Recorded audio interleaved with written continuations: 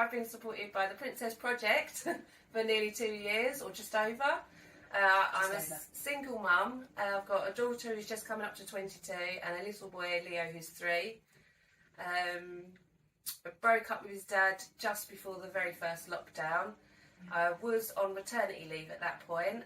I'm a front of house and duty manager at the Brooklyn Central Theatres, but I'm casual, so if I don't work I don't get paid. So once I come off my maternity leave, I couldn't go back to work because we were in lockdowns. Obviously the theatres didn't open till quite a while after the last openings.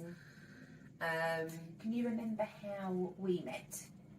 We met through being referred by Home Start, because the first lockdown we had in Christmas, as we approached that, a lot of my benefits had been cut because of the age. My daughter turned 20 and she was still in full-time education. And then we ended up just going really probably quite a lot into poverty, I suppose. And obviously working, like Leo was a baby then, he was 5 months just before we started the lockdowns. So I was like a single mum with sort of an emotional young adult and a baby as well. So it was quite stressful. And then when all our money got cut off, then we ended up going, like I say, right into poverty. And my health visitor referred me to Home Start, and was with Home Start for a little while, and then they forwarded us on to a couple of other charities, and one of them was the Princess Project. So you're one of our Totcycle mums, so you've been having our practical help. What sort of things have we been helping you with? Mostly like nappies, big items like buggies and steps, and things like that to help with Leo as he's grown bigger. So yeah, a lot of like really big practical items, and then clothes, nappies, wipes, toiletries, anything and everything. Stuff for me and my daughter, like sanitary towels and stuff, which at some points like we have not had them. So there's like, it seems like such a small thing. But yeah, it's definitely helped all the way through lockdowns, especially. I think, I don't know, because I didn't use the Princess Project before. But definitely through lockdown, just having someone contact you every now and then to check in on you, that's been really nice. Like, well, a lifesaver really, because sometimes it's been really, really lonely.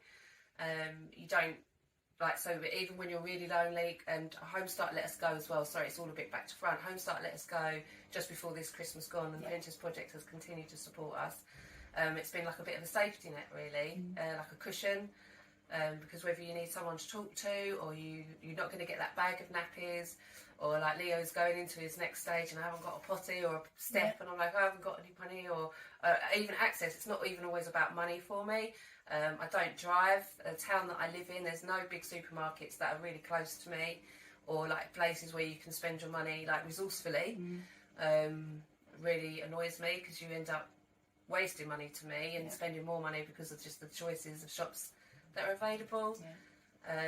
So yeah, it sort of gives you a bit of sense of community, sense of support, and when you feel really lonely, you know there is someone you can talk to, so you feel that just a tiny bit less lonely. So someone that will listen respectfully, and understand and not judge, and just if they can help, they will just be there. So it's really lovely knowing that you're there. It's given me the strength to be the kind of mum I want to be as well. And then where you've continued to look after us from there, that's really helped keep me stable in a way. Even though to you it might seem small because I don't see you a lot. It does give me some security. And the kind of mum I want to be is like positive and happy and motivational. But obviously reality is that I'm not always like that, and life gets hard. And you're juggling things, and even out of lockdowns now, I've talked to you quite a lot about the struggles that we've been through. It has made a massive difference. You're part of that difference. I know I've messaged you this because I just think you're fantastic.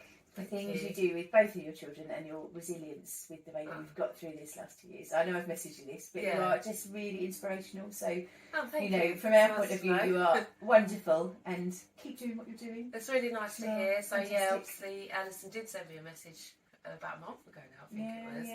And like, not many people, because you just get on with life, and everyone at the minute is doing their own thing and struggling in their own ways.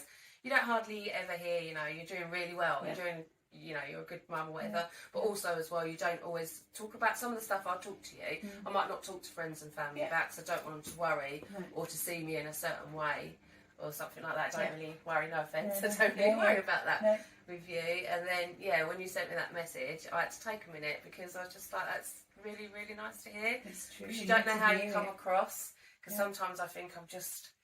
Because you get when you're in hardship for a long time, you get so used to it, you just get on with it. So I think that some people think that you're okay, and it's like, well, I'm not always okay, but I've just got to get on with it. And it was nice that you recognised that without me having to, you know, be emotional or, you know, pull on heartstrings or anything like that. You just saw it, and that was really sweet, and it was really nice to hear.